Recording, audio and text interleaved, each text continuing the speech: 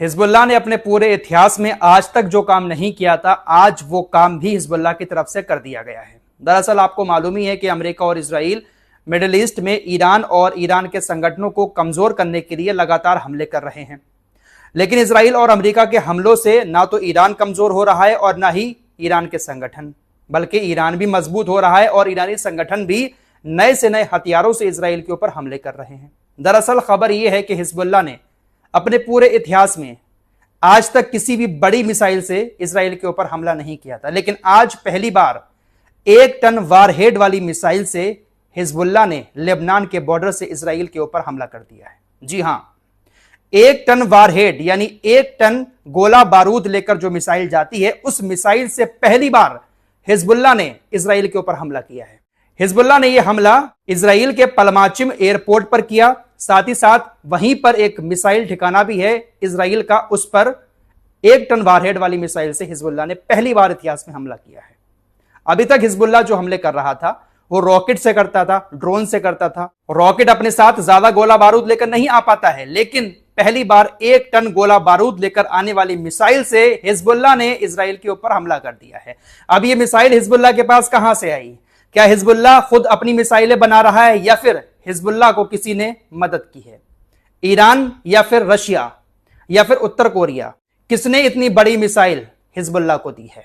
Hezbollah को खत्म करने के नाम पर लेबनान की सीमा के अंदर इजराइल की सेना घुसी हुई है, लेकिन हिजबुल्लाह खत्म होने की बजाय और ताकतवर मिसाइलों से हमले कर रहा है। दरअसल कई और एरियो में भी हिजबुल्लाह ने रॉकेट से हमले किए। इजराइल का जो किरियत शामोना इलाका है और जो गलील एरिया है, वहां पर हिजबुल्लाह के रॉकेटों ने आकर हिट किया है। और बड़ी बात यह रही कि हिजबुल्लाह के रॉकेट जब वहां पर आकर गिरे तो किसी तरह के कोई सायरन बजे ही नहीं, बिना सायरन बजे ही हिजबुल्लाह के रॉकेट किरियत शामोना और गलील एरिया में आकर हिट कर गए।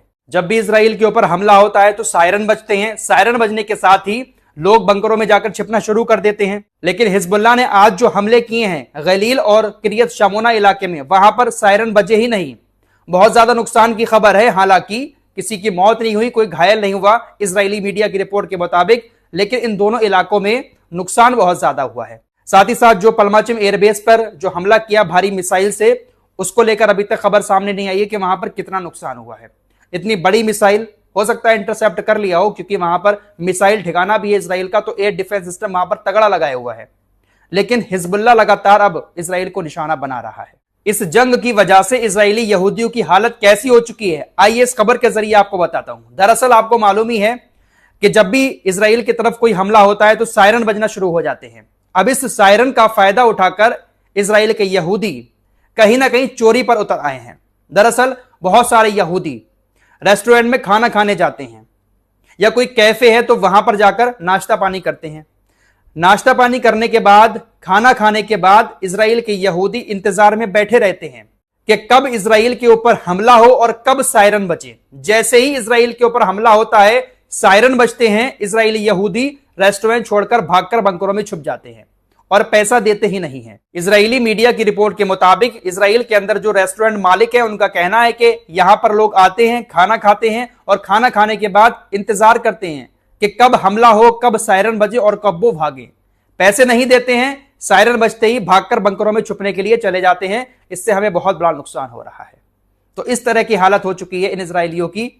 इस तरह से ये लोग चोरी कर रहे हैं, चोरी कर करके पेट भर रहे हैं।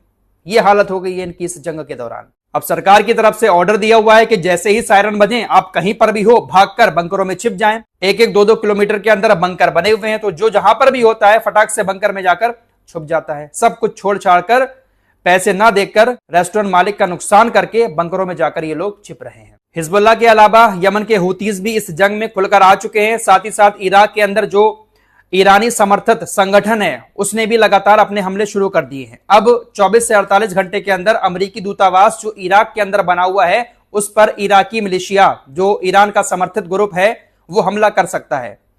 अमेरिकी दूतावास की तरफ से एडवाइजरी जारी कर दी गई है अपने तमाम अमेरिकी लोगों के लिए कि 24 से 48 घंटे में इराकी संगठन अमेरिकी दूतावास पर एक बड़ा हमला कर सकता है। इसलिए जल्द से जल्द जो भी आसपास के एरिया में अमेरिकी रह रहे हैं, या तो देश छोड़ दें या फिर इस जगह से कहीं दूर चले जाएं। अमेरिकी दूतावास ने इस तरह की एडवाइजरी जारी की है। तो जितना ज्यादा अमेरिका, इजराइल, ईरान और उसके संगठनों को दबाने की कोशिश कर रहे हैं, वो उतना ही ज्यादा ताकत के साथ हमले कर रहे हैं। ईरानी IRGC ने एक नया दावा किया है। दरअसल शिराज जो एरिया है ईरान का, वहां पर इजराइल का हर्मीस 900 ड्रोन उड़ रहा था। यह ड्रोन काफी खतरनाक है, जल्दी दिखाई भी नहीं देता है और एयर डिफेंस सिस्टम को चकमा देने में भी काफी माहिर है। IRGC ने दावा किया है कि हमने एक नया एयर डिफेंस सिस्टम खुद बनाया है और उससे हमने इस हर्मीस 900 ड्रोन को शिराज के आसमान में मार गिराया। अगर वाकई में इसमें सच्चाई है दोस्तों, तो ईरान के लिए एक बहुत बड़ी जीत है, क्योंकि ईरान के पास एयर डिफेंस सिस्टम जो है वो उस लेवल के नहीं है। अगर खुद बनाए हुए एयर डिफेंस सिस्टम से ईरान ने इजराइल के हर्मीस 900 ड्रोन को मार दिया है, तो कह सकते हैं कि ईरान ने एक बहुत बड़ी जीत हासिल की है। साथ ही साथ ईरान के पास एक ऐसा एयर डिफेंस सिस्टम अब आ चुका है जो बड़े से बड़े ड्रोन को मार सकता है, और यह खुद ईरान ने कहा है कि हमने बनाया है। अच्छा, शुरू में मैंने हिजबुल्लाह की जो खबर बताई थी उसमें एक खबर और ऐड कर रहा हूं। नॉर्थन इजराइल में मैकडोनाल्ड का एक आउटलेट था, उसको भी हिजबुल्लाह के रॉकेटों ने निशाना बनाया है। बहुत बड़ा नुकसान मैकडोनाल्ड के आउटलेट को हुआ है। दोस्तों, डोनाल्ड ट्रंप और इजराइल की तरफ से लगातार ये दावे किए जा रहे हैं कि हमने ईरान की मिसाइल सिटी को पूरी तरह से तबाह कर दिया। अब इसका जवाब ईरान की तरफ से अभी कुछ देर पहले दिया गया है। ईरान के ये जो स्पोक्स पर्सन है, इन्होंने कहा कि देखिए, बड़े बड़े दावे कर रहे हैं अमेरिका और इजराइल कि हमने ईरान की मिसाइल ठिकानों को पूरी तरह से तबाह कर दिया। दरअसल इन लोगों ने हमारे जो बड़े बड़े ठिकाने हैं उनको तो तबाह किया ही नहीं है, बस छोटे छोटे कुछ अड्डे थे उस पर इन्होंने हमला किया, और वहां पर हमारी बहुत पुरानी मिसाइलें रखी हुई थी। जो हमारे असली हथियार हैं, जो बड़े बड़े भंडार हैं, वहां तक ये लोग कभी पहुंच ही नहीं सकते।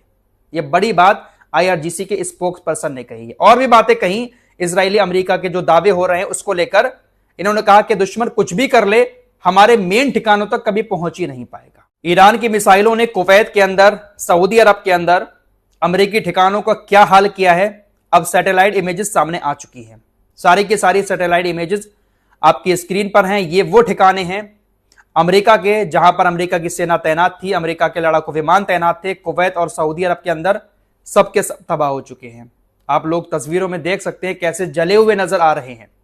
बहुत बड़ा नुकसान कुवैत और सऊदी अरब के अंदर अमेरिकी ठिकानों को हुआ है। सऊदी अरब के अंदर एक पेट्रोकेमिकल कंपनी है, स्ट्रेट ऑफ हॉर्मुज के बंद होने की वजह से यह कंपनी भी पूरी तरह से बंद हो चुकी है। एक और खबर सऊदी अरब से आ रही है। दरअसल आपको मालूम ही है कि सऊदी अरब की सरकार ऐसी सरकार है जिसके खिलाफ कोई अगर बोलता है तो उसको फांसी पर लटका दिया जाता है। सऊदी अरब के अंदर सरकार के खिलाफ कोई आवाज नहीं उठा सकता। खासकर मोहम्मद बिन सलमान की सरकार तो ज्यादा ही खतरनाक है। जो भी पत्रकार, जो भी बिजनेसमैन इनके खिलाफ बात करता है उसको ये छोड़ते नहीं है। तुर्की के अंदर एम्बेसी में एक पत्रकार को मरवा दिया था। फिलहाल एक और बिजनेसमैन को फांसी पर लटकाया गया है। 2011 में सऊदी अरब के अंदर कुछ प्रोटेस्ट हुए थे, उन प्रोटेस्ट का ये बिजनेसमैन हिस्सा था। उसी के चलते हुए इसको कल फांसी पर लटकाया गया है। इसकी वजह से क्राउन प्रिंस मोहम्मद बिन सलमान की बहुत ज्यादा आलोचना भी हो रही है। तो सरकार के खिलाफ कोई भी कुछ भी बोलता है वहां पर इस तरह से उसको सजा दी जाती है। दोस्तों, इजराइल ने फिलिस्तीनियों के लिए जो कानून बनाया है कि अगर कोई हत्या की कोशिश करता है फिलिस्तीनी तो उसको फांसी पर लटका दिया जाएगा। खतरनाक कानून है, इसके बारे में आप लोगों को मैं बता चुका हूं।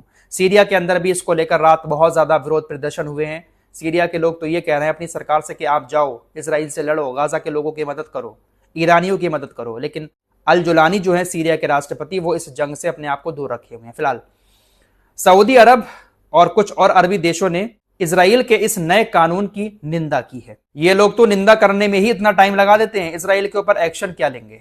खबर स्ट्रेट ऑफ हॉर्मुज से आ रही है। ईरान ने बांग्लादेश के 6 जहाजों को स्ट्रेट ऑफ हॉर्मुज से गुजरने की इजाजत दे दी है।